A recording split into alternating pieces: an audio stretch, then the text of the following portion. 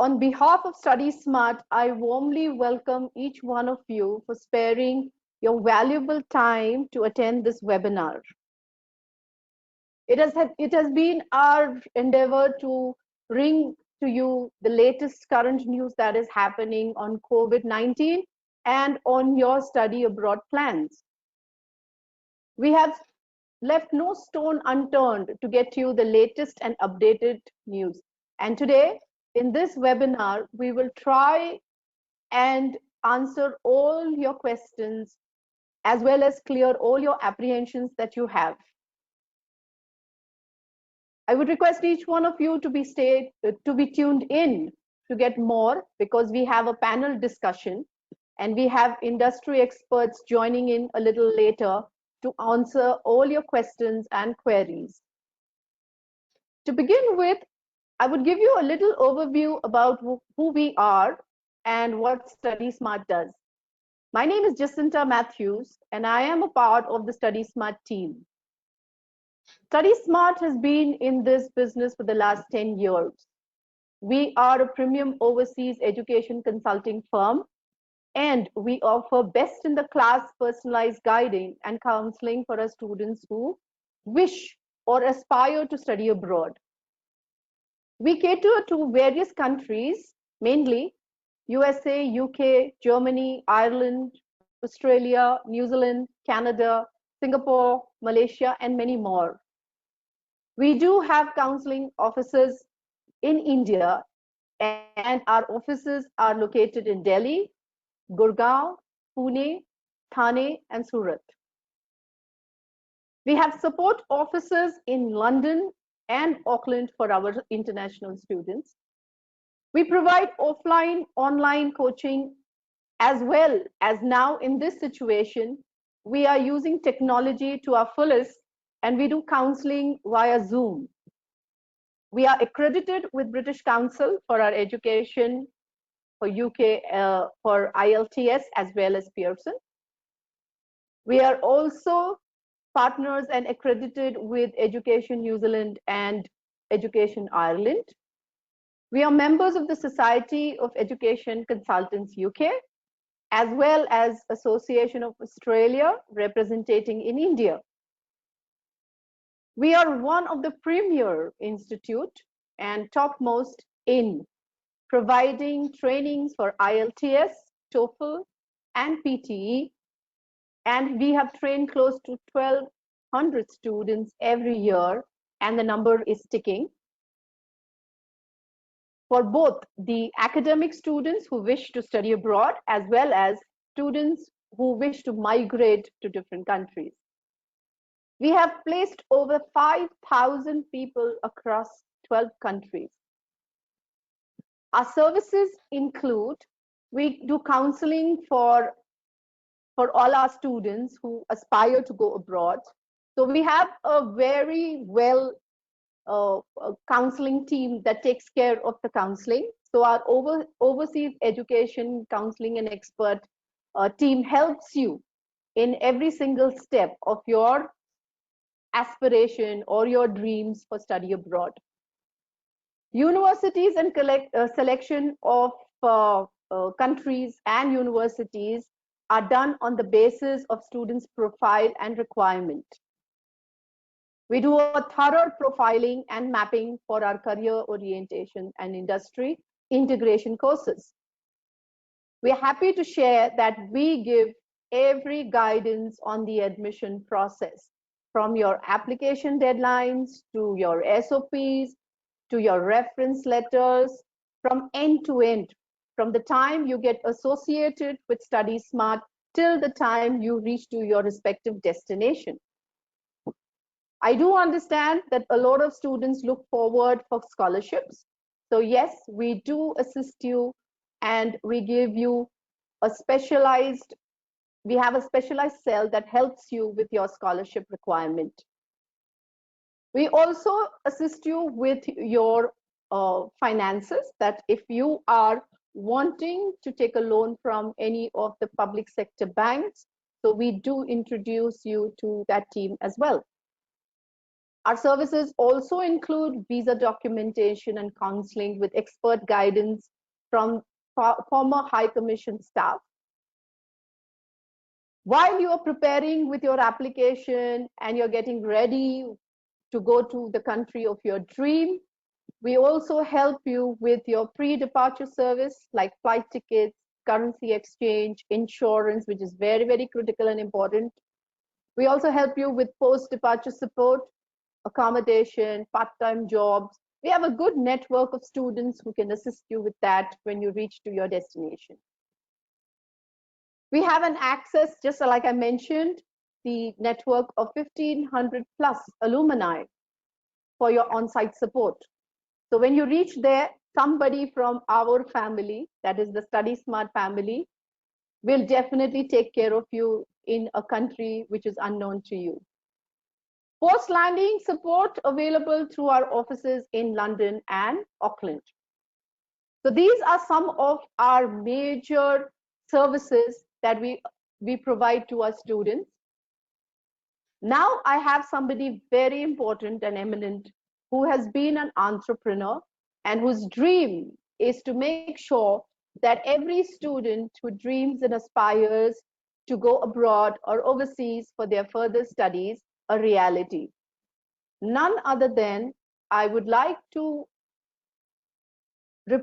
present you Mr. Chetan Jain, who is a dynamic personality and who has put Study Smart together to help you in your endeavor, in your journey to your overseas education.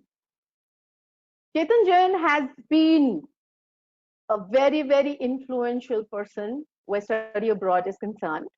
And he has also completed his MBA from UK. He has completed his MBA from the prestigious UK university and has worked with international admissions as a manager with various British universities like LSE Group of Colleges, University of Chester and Anglia Ruskin University.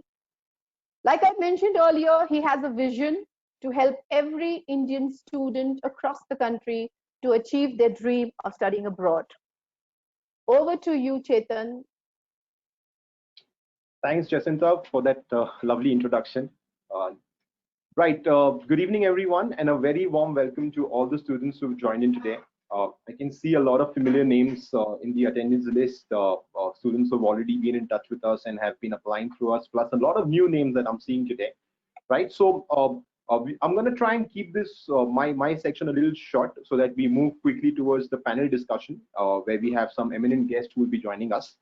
What we have tried to do today is that we have done a detailed analysis of the current situation in various countries, and we've tried to provide some kind of a risk assessment of these countries. How risky are they in terms of you wanting to go there? And we've also tried to measure what their economic impact of COVID-19 is there on these countries, and how quickly can they recover from this crisis and their economy can be back on track, so that when you go to study there, you also have enough job opportunities. Right? We've been in touch with various government agencies. We've been speaking to various universities, various bodies to gather the information and then try and present to you some numbers and some statistics which will help you make the right decision. Right? So let's move ahead. The first country I would like to talk about. Sorry, I'm just trying to get my presentation right. Right, the first country on our list is Australia, where the risk assessment is low. They have come down to as low as 5 cases on an average. They're pretty much back to normal life. Almost everything is pretty much open in a majority of the parts of Australia, right? And they're looking very, very strong to have a regular February or a regular November intake. So the next intake that we are anticipating is November, where some universities may offer some courses for November, but their major intake would be February 21. So we see it as one of the low risk countries in terms of students wanting to study there. We also see the economic recovery happening immediately because the impact has been very minimal. And I think as an economy, they are already pretty much back on track for recovery. So Australia could be an attractive destination for most students because it's pretty much back to business, right? So that's as far as Australia is concerned. The next country we've done some assessment for is New Zealand. They were the first ones to get rid of the coronavirus. They're pretty much down to 0 cases now. They've not been in a lockdown for almost 3 to 4 weeks. Pretty much everything is back to normal, barring a few schools and colleges which are not open yet. Though they are not keen on doing the July intake, we've been told that the October intake is happening for sure. And though October is not a regular intake for them, the February 21 intake would be a regular full-fledged intake where you'll have all the possible courses available. A very important point that most of these countries, as of today, require you to be in a 14-day self-isolation when you arrive in the country. But we believe that this will also change over a period of time, and they would relax these kind of criteria of self-isolation as well. Right. So economic recovery also for New Zealand, because they've taken the least impact and they were so quick to recover. I believe the economic recovery is going to be immediate. Right. Another one which we have assessed as a low risk country is Ireland. It's down to only 12 cases on a daily basis now, and I believe they will get rid of. They'll come down to 0 very, very quickly. Pretty much everything is open: bars, restaurants, public transport. Everything is pretty much open.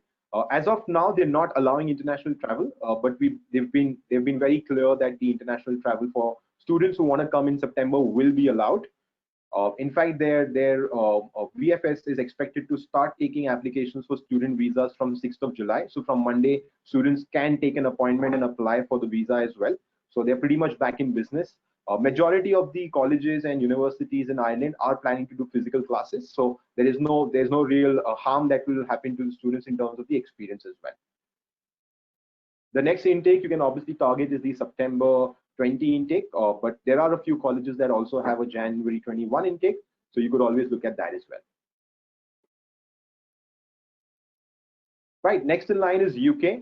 Though the numbers are slightly higher compared to some of the countries, that's why we put it on a moderate risk and not a low risk. They're still getting about 900 cases on a daily basis, but there have been occasions when they've come down to double digits as well. And do bear in mind that UK has one of the best national health, public health systems in the world, right? So in terms of their ability to treat people, their ability to provide the kind of facilities that students want, they're top notch in that sense. Again, a big day today for UK. They have opened up everything. They've opened up bars, restaurants, public transport is back on. Schools and colleges are expected to open soon. The universities are very keen on doing the September intake, so they're gearing up to welcome the students and ensure that they're taking all kinds of steps from their side to maximize students' safety. As of now, the self-isolation is there for Indian students. Recently, they announced that they have lifted the self-isolation requirement for 56 countries. So students traveling from 56 countries don't need to self-isolate themselves for 14 days. As we move closer to September, we believe this could also get relaxed for UK as well. The next available intake is the September 20, but we are seeing a lot of universities are also offering a January 20 intake with a wide variety of courses, which is typically not the case, right? So a lot of students who are not very comfortable to go for the September 20 can also always look at deferring their application to the January 21 intake. Right, moving on, Germany also remains on a moderate risk. Again, they've come down to around 400 cases on an average. A lot of appreciation has been given to the Prime Minister of Germany for the way they tackled the situation. They were among the highest at one point of time in terms of the number of infections, but they've done a fabulous job in controlling it. Again, it remains an attractive destination, though we are not very sure whether the September intake will happen. A lot of universities are not planning to do the September intake, or they're planning to do it on a blended mode or an online mode, which is something we personally don't recommend, right? And so that's why we're saying the next available intake could be the February intake, February 21 intake. And even on the economic recovery front, we see it as a short term. So by the time students graduate, the economy should be good and job ability should be there. Right, coming to Canada, we are placing it on a moderate to high risk, not so much from the COVID standpoint, but from the economic recovery standpoint. So the Canadian economy relies very, very heavily on the US economy. And currently with US economy being in shambles and they being one of the countries that's been hardest hit by this pandemic, we believe Canada will also see some kind of effects of that. Canada is one of the countries that is not very keen on taking students for September. They've not even announced when their VFSs will open. And they've been pushing students to do the first semester online, that is the September semester online, and then start their main classes from January.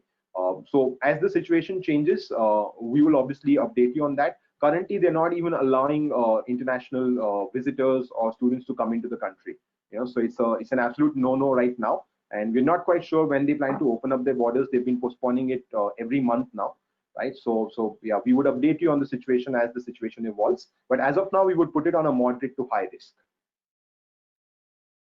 Right. Last but not the least, USA. Again, I mean the numbers speak stories here. So 53,000 cases is the average that they are at right now, and they've been very badly hit. Though they're not in an official lockdown, many of the places are functioning and open. We believe the economic slowdown will have a massive impact, and for that reason, we've kept USA in a high risk and a long-term recovery kind of an option. Also very important that US remains the most expensive destination to study. So when you're spending that kind of money and the recovery chances are limited, it's best to maybe look at other countries or look at better options that are there. Right, that's pretty much it in terms of the overall risk assessment of various countries. This has been done in basis of some of the analysis we've been doing and the data we've been gathering from various agencies. Obviously, choosing a country is a very personal choice of the student, but I would recommend that you target countries which are low risk, in both in terms of the current COVID situation also and in terms of the economic recovery as well. Because when you're spending so much money, it's important that you go there and get to work there for a few years to gain important work experience and at the same time recover some of your investment, right? Well, then we'll move on to the next section. Jacinta, back to you. Thank you, Chetan. Okay, so now we have the panel discussion, and I would like to introduce you to two very influential and eminent personalities who will help you understand as well as answer most of your questions and queries regarding the situation today. Andrew Fraser, he's an international recruitment manager, Southeast Asia. He works with Kingston University, UK, has over 10 years of experience with the higher education sector in UK, occupying various professional roles. He has worked in international development and student recruitment for over 3 years, specializing in the Southeast Asia region. So Andrew, please, we welcome you onto this panel discussion. The second person that I would like to introduce you to is Divya Malhotra, Account Manager Education, UK Visas and Immigration. She too has been associated with UKVI for over 5 years at the British Embassy in India. Her role is to manage UKVI relationship with key stakeholders and partners in education sector.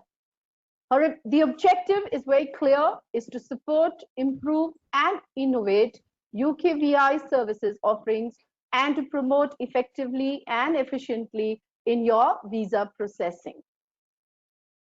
Last but not the least, we've already met Chetan Jain, Director of Study Smart Overseas Education as well as IELTS training. These three people will answer all your questions. First, we will address some questions to them, and later on, we will definitely have some questions from yours as well. All right. So, are you all ready?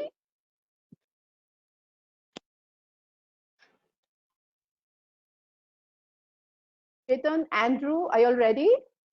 Yeah, Jacinta, yes. Go ahead. Oh, great. So, this question is for Andrew.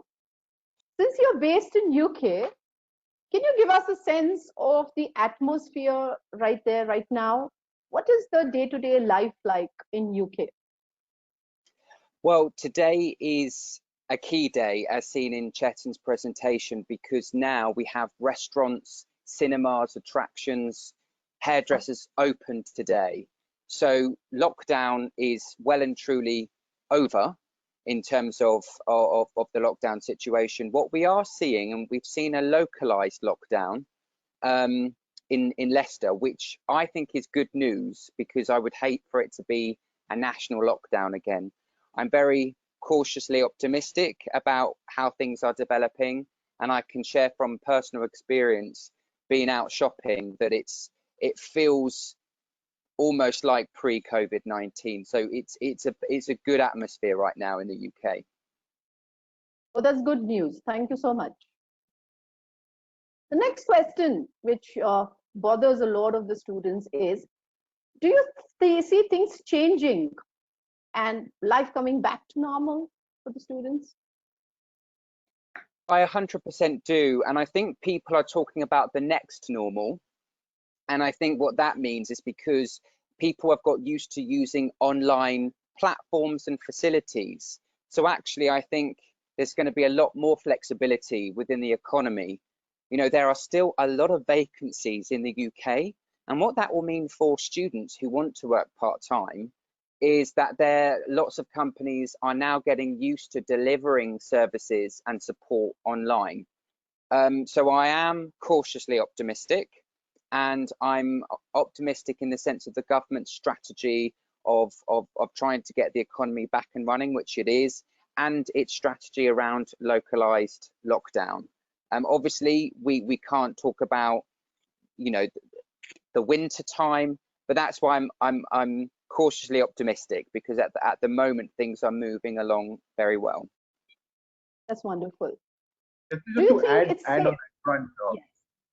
Just to add on what Andrew said, that you know, there's a lot of effort. I've been speaking to many other universities as well. There's a lot of effort the universities are putting in to ensure that the student experience is not hampered in any ways. You know, so even though they might reduce some classes and take some certain actions, student experience is the top priority for most universities right now. That's wonderful, and I think that's what the students are looking forward to as well. Do you think it's safe for students to come to UK in the September 20 intake? Well, following on from what Chetan was saying, I do, because we have the resources to ensure student safety, and actually it's student safety that comes first. That's our priority. And as Chetan has mentioned, the UK healthcare system is renowned globally. I don't want to be so boastful to say it's the best in the world, but I mean, the fact of the matter is that our healthcare system was not overwhelmed when we hit the peak. We had spare beds. So in terms of your safety coming to the UK, you will have access to our free healthcare service. So we are, as UK universities, putting measures in place to ensure your safety. Just to add to that as well, it's important that the students should know that the insurance that they take, the IHS also will cover any kind of treatment they need to go through on the COVID front. So if they were to get infected for any reason, their treatment would be covered under insurance. So they're completely insured in that sense. That's great. Another question would be around the self-isolation.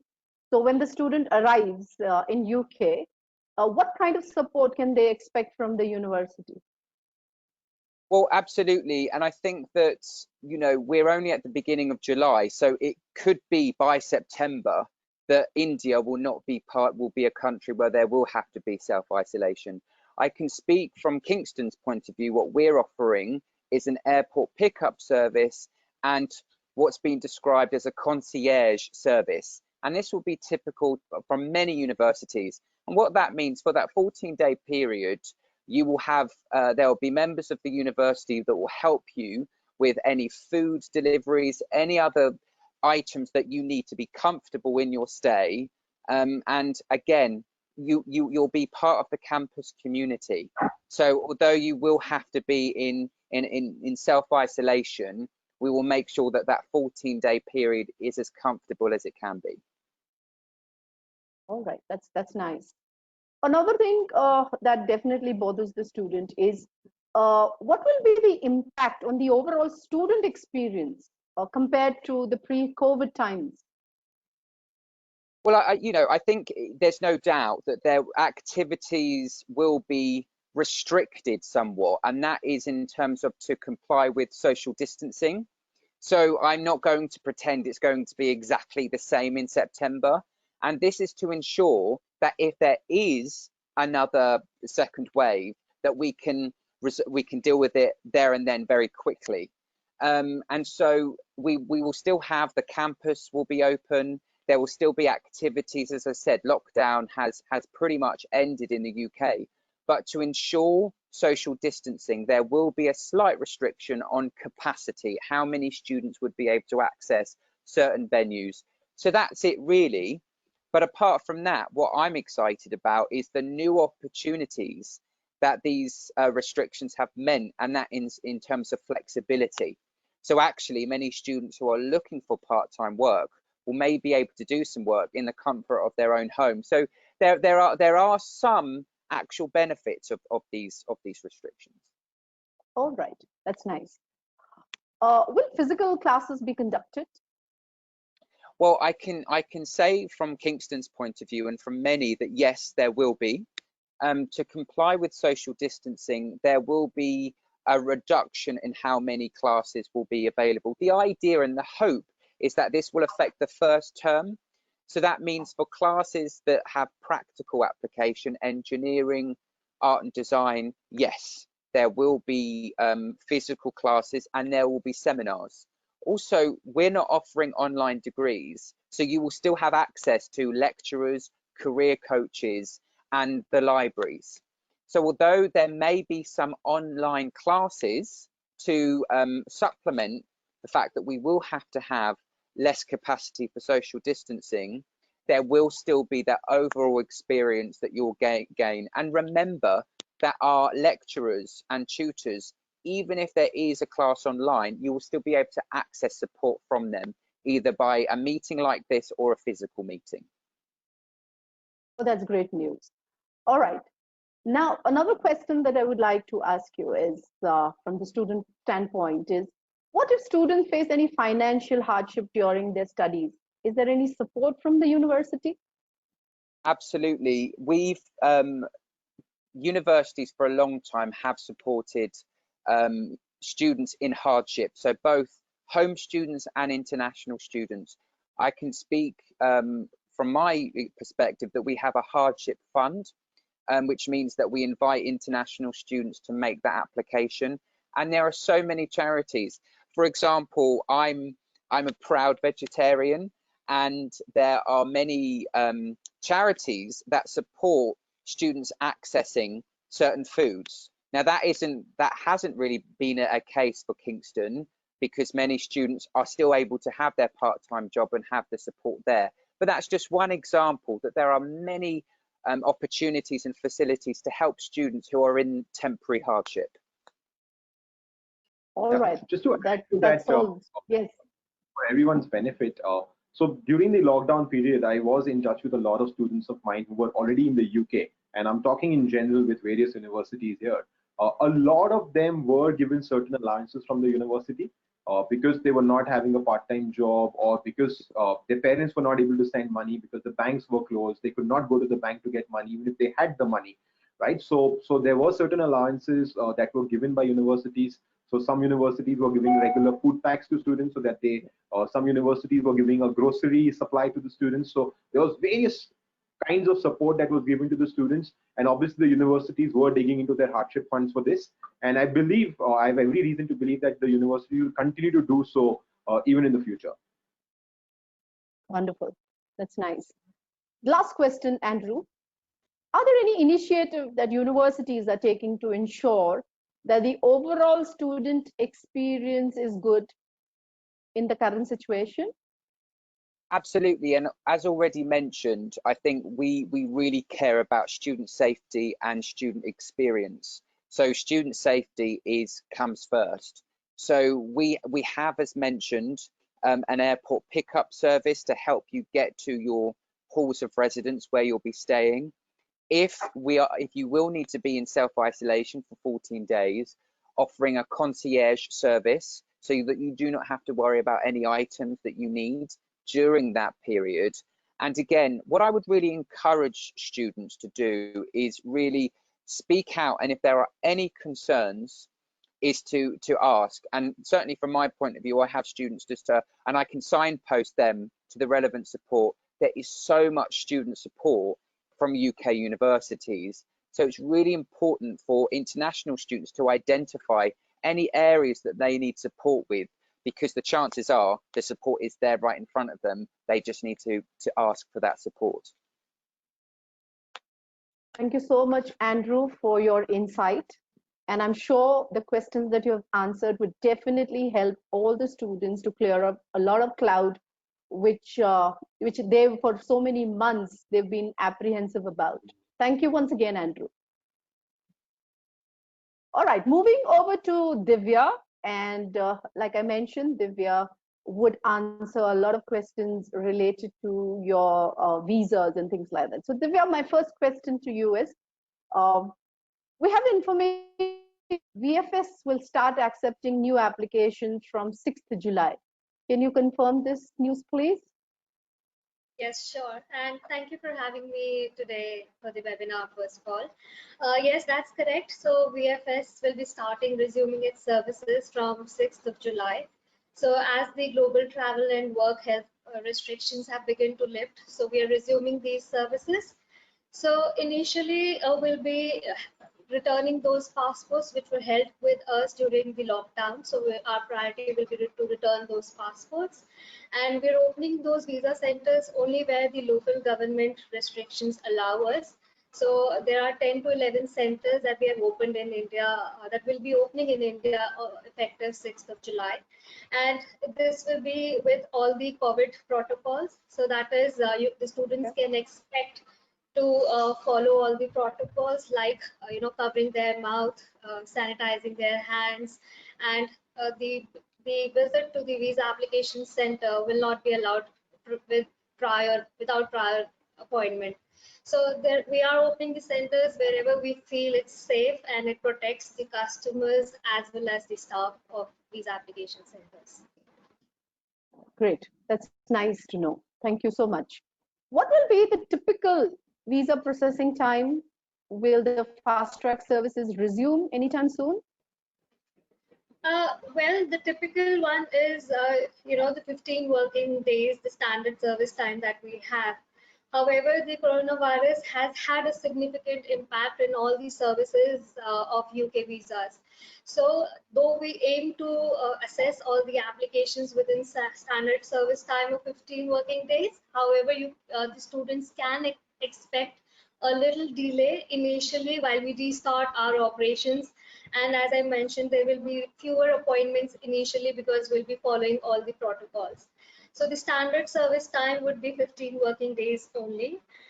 Please note that we are not offering any priority service, super priority service, or walk-in services initially. However, whenever we feel that we will be able to commit and effectively provide, our services within priority, that is 5 working days or 24 hours, whenever we are confident, we'll start those services again. Our main focus right now is to provide our services safely and securely to all the applicants and the students. Divya, just one more thing on the same note. Do you anticipate a restriction on the number of applications that you'll be taking in a day? Because I know some of the other VFSs that are operating are limiting or capping the number of applications per day. Is there some similar cap for UK as well? There could be. We haven't decided on the cap, but yes, as I mentioned, because there will be protocols followed, so you can expect less number of applications. Last year we were accepting, let's say in Delhi Vac Center, we were accepting 2,000 to 2,500 applications per day, but that might not be a scenario right now in the given circumstances. There will be limited appointments because we need to maintain social distancing as well. So this will delay the services a little bit, but we don't have the exact number as of now. However, since we are done with our peak season of visits, which we never had, but the students, we are making sure the students are able to apply well on time. They have enough time left now if they are to travel in September intake, or if not September, then January. So yes, I think we have enough time to apply for their applications for visa. Thank you. All right. Okay, great. Another question to you, Divya. Can you update us on the current student visa requirements, please? Yes, sure. The requirements remains the same as the last year. There are no any changes in the requirements.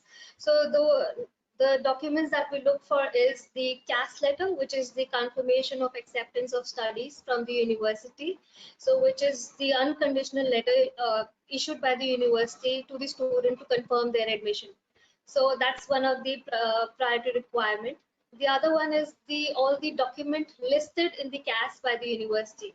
If the university has listed any academic documents in the CAS letter of the students, so students need to make sure that they submit those documents as well.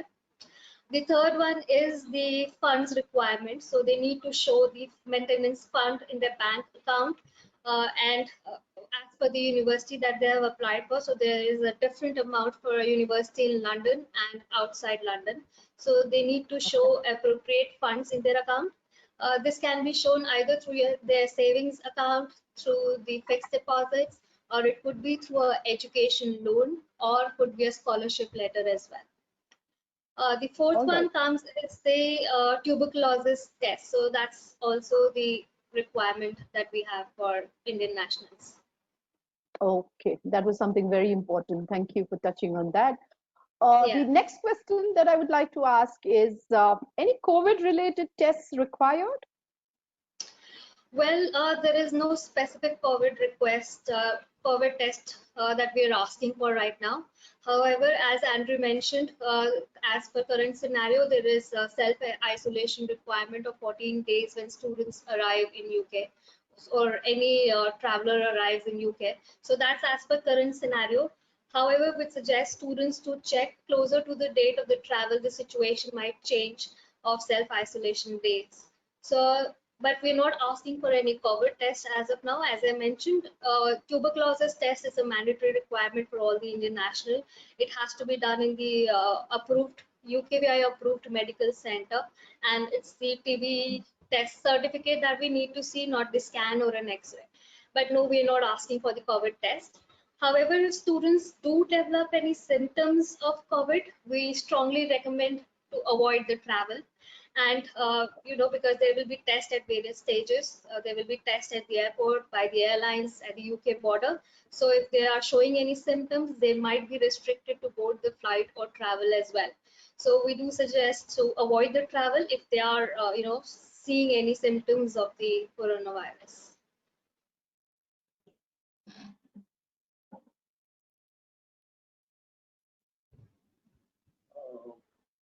Jacinta, are you there? I think he's facing some connection issues.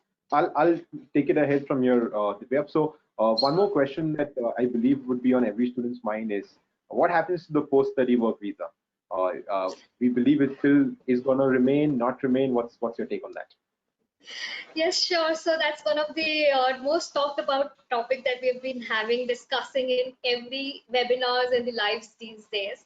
So yes, the graduate route, which is we call as post-study work, is very much happening. It's as we announced it earlier by Home Office, and there are no changes to it. It will happen. It will be launched in summer of 2021. Which means all students graduating in summer 2021 or after will be eligible to apply for this graduate route. So what is this graduate route? This is your 2 years post-study work visa, where students will be able to work, look for work, and study further as well. During this period, they can also switch to Tier 4 skilled visa if they are able to secure a Tier 2 skilled job within those 2 years. This is a non-extendable route, so that is, it is only for 2 years. It cannot be extended, and also it is not the settlement route, so it does not accrue any settlement rights. So the settlement rights are only from the Tier 2 visa, not from the Tier 4 graduate route visa. However, there are also certain very important updates announced by the Home Office recently, which is also again a lot of queries that we've been receiving from the students, because as Andrew also mentioned, universities are offering online and blended courses as well. So this was never allowed for tier 4 full-time studies. The blended studies or distance learning was never allowed earlier. However, for the academic year 2020 and 21, so Home Office has approved that the students can go for the blended course or an online course, provided they intend to transition to face-to-face course whenever the circumstances allow. And they will also be eligible for the graduate route if they're going for the blended course, provided they arrive in UK before 6th of April 2021. So that's one of the conditions. It gives enough time to the students to apply for the visa as well, because they do not need to apply for a visa if they are traveling in January or maybe February. So they will apply only before their travel. And also, we are assuming the situations and the circumstances which will be much better much before April, but they have time till April 6th. Okay. Can you hear me, everybody? Yeah, Yes. Jacinta. Yeah, okay. So I think that was the last question, Divya. And thank you so much for shedding light on all the processes. And I think our students will be in a better position to understand that what needs to be done for their study abroad plan. All right. Now, Thank you very much. Yeah, welcome. Moving on, we have questions from our students, and I would address these questions to all three of y'all. The first question. Before we take Yes. the questions, can we just give some recommendations to students from our side as to what our recommendations are and what they should be doing? So I thought we can run that first and then take the questions at the last segment. So Sure. Andrew and Divya, just bear with me for 2 minutes. I'll just quickly run through some recommendations that we want to give to students that are attending today, and then we can take the questions. So I'm just going to quickly share my screen for this.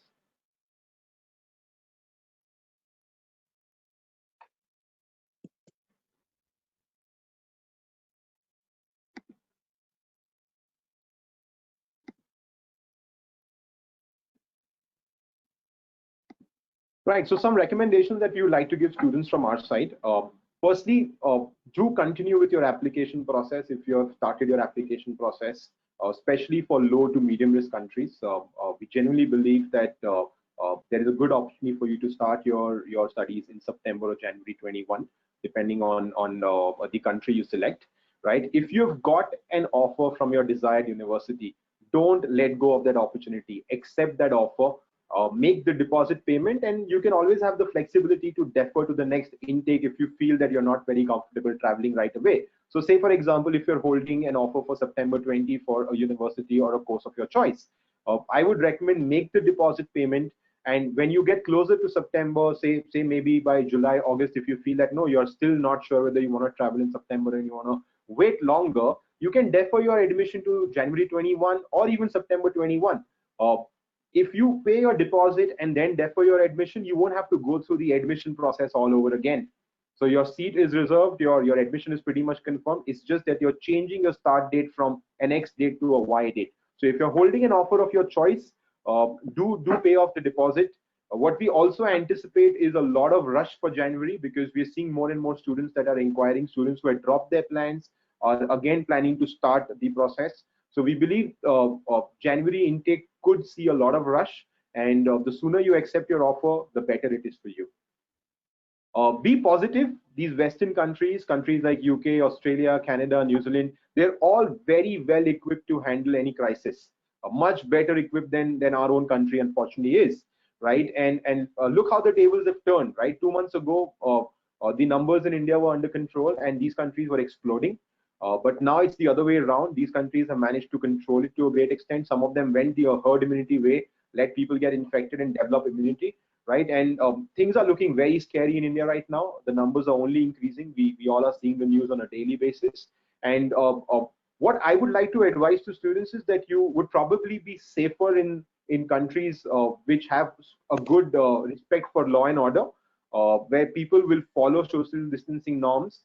In India, unfortunately, when you go out on the streets, it's a joke right now, social distancing. Nobody is following it, right? So your chances of getting infected is much higher here.